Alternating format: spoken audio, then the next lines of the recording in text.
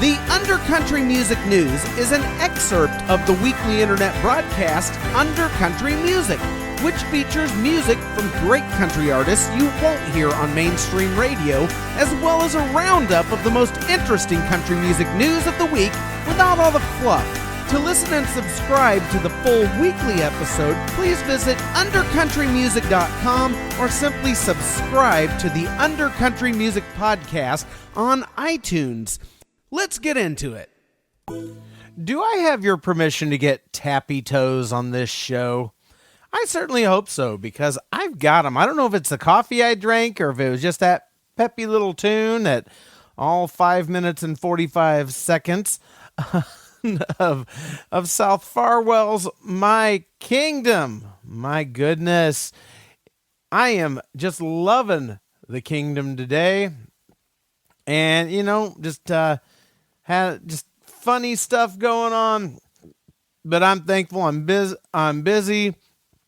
I got a career, got a great family. I got this show. I'm hanging out with you today. And we are listening to the kind of country music that you're going to be hard-pressed to find on any other platform, because everyone's trying to kiss the industry's butt, and I just don't get it. I want to look towards where things are going, not the hellhole where they've been. And speaking of hellholes, it is time for the Undercountry Music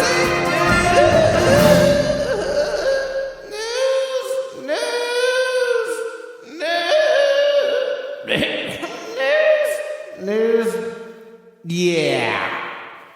Oh, yes. That magical time once again where we all gather around the internet podcasting campfire and we tell tales of the latest happenings in country music that are not BS Fluff People Magazine-esque press releases. And that is more difficult than it might sound, because a lot of these online places that pretend to have country music news are just fodder for press releases. But you know what? There's usually one, maybe two good stories in each website that I visit. When I do the search term, I go onto Google and I search for country music news.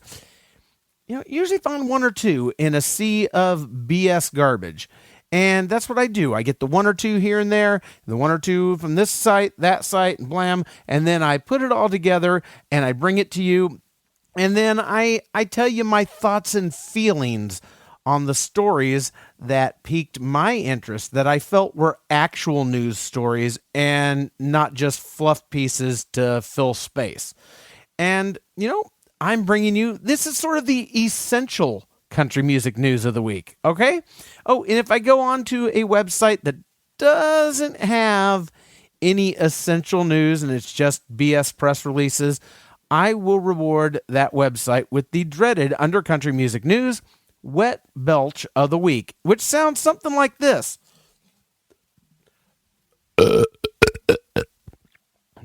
Best I can muster right now. I had Jim and Nick's barbecue for lunch, part of the Hospitality Association thingy bobber. All right, let's get into it. Over at CMT, unfortunately, the only bit of real news over there was some very sad news. Rob Richardson from the CMT show Trick My Truck suffered a heart attack and died Sunday, September 7th, 2014, at his home in Missouri. His nickname was Hotwire, and he was sort of the car audio specialist on that show. And, my condolences to his family.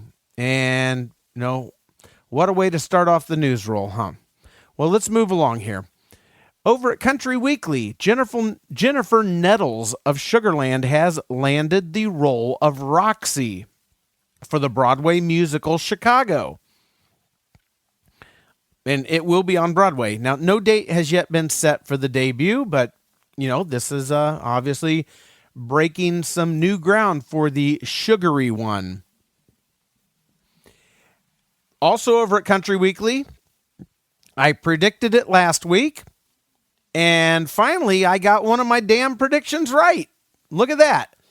Brooks and Dunn have reunited and will be doing a residency in Las Vegas at Caesar's Palace, along with Reba McEntire.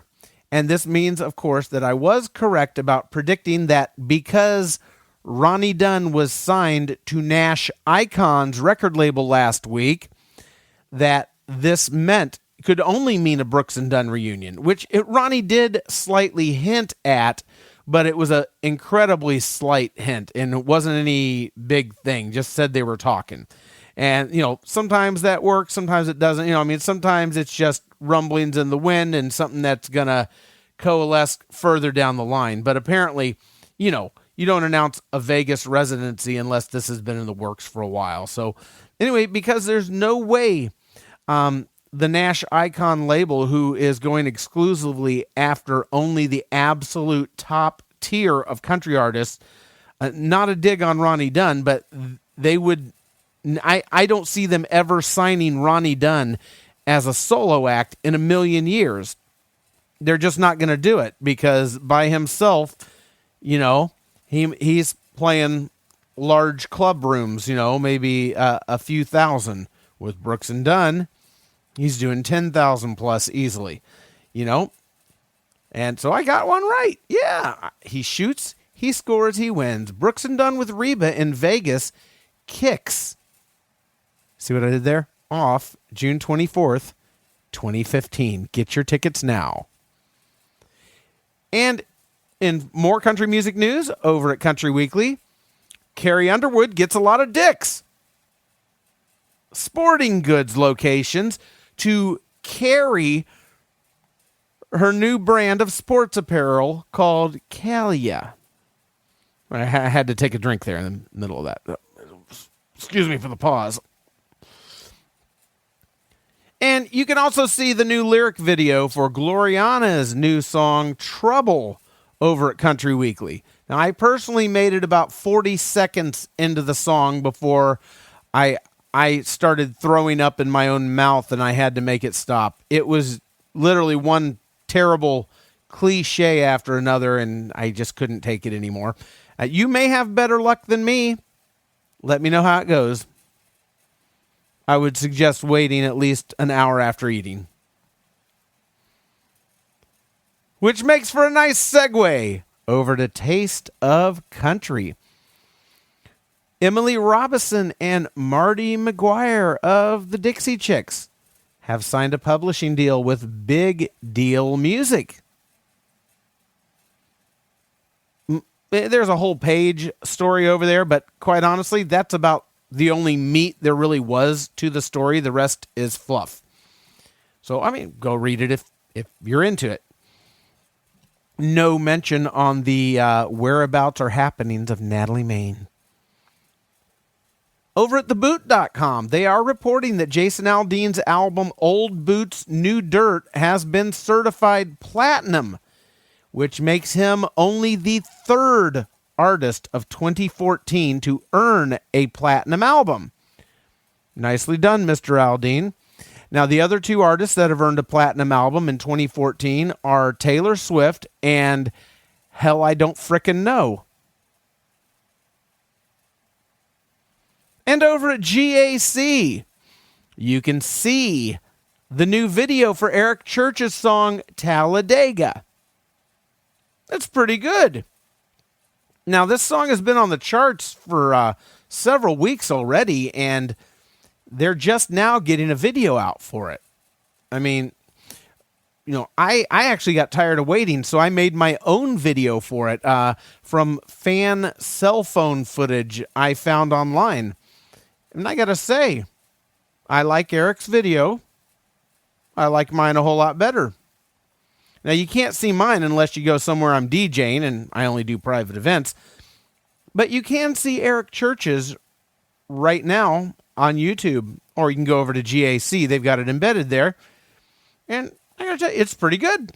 I like the song. I really do like the song. I like the video. I like my video better. Sorry, Eric.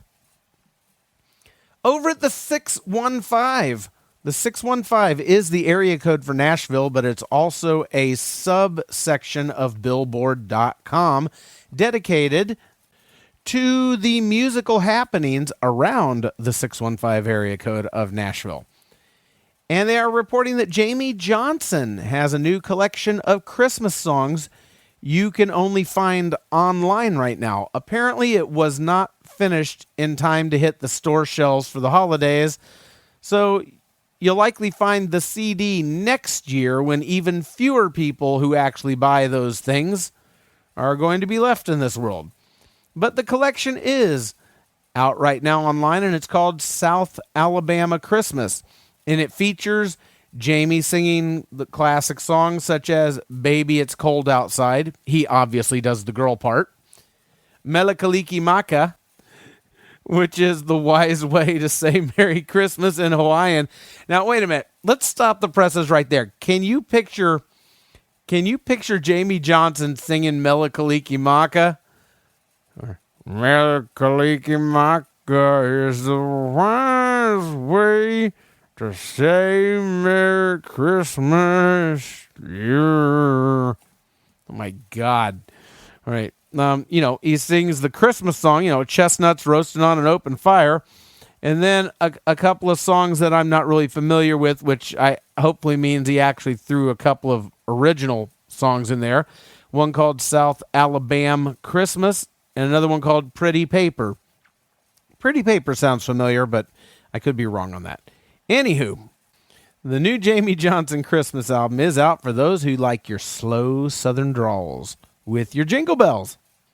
Rolling on over to Rolling Stone Country, there's an amazing interview, and I mean amazing interview with Billy Joe Shaver talking about his new album, Long in the Tooth, his on-stage heart attack and subsequent quadruple bypass surgery, his current addiction to Red Bull, yes, after a massive on-stage heart attack, how he performed on stage immediately after learning of his son's overdose death, and how Willie Nelson talked him out of taking a gun and going after the drug dealers himself. And he also opens up about the state of country songwriting today and what he thinks about the quality of what's being written on Music Row. And a whole bunch more. It's a very long article, and it's really, really interesting, and I'd actually say absolutely riveting stuff. My sort of synopsis of it here doesn't even begin to do this interview justice, so I will say Rolling Stone got this one right, unlike a certain rape story from about a few weeks ago. So get on over there and read up, because this one might actually be halfway true. Country Standard Time. We're going to wrap it up over at Country Standard Time. And I'm just going to let you know, nobody's getting the wet belts this week. Nobody is getting the wet belch. Although later tonight, somebody might get a Dutch oven.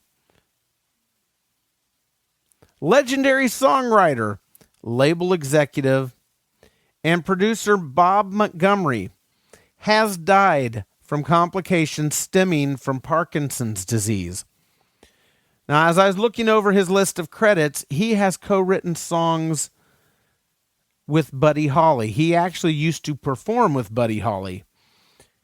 He wrote Back in Baby's Arms for Patsy Cline and many other songs for the Everly Brothers, Roy Orbison. The list just goes on endlessly. He helped the career of Joe Diffie, and he published the song Wind Beneath My Wings, which I hope we can all forgive him for. Bob Montgomery, dead at age 77. God be with you, Mr. Montgomery. And this has been your Undercountry Music News. Thank you for listening to the Undercountry Music News.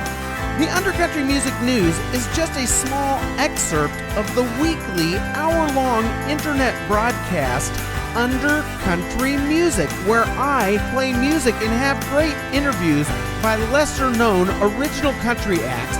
Get on over to undercountrymusic.com where you can listen and subscribe. Stay under, stay country.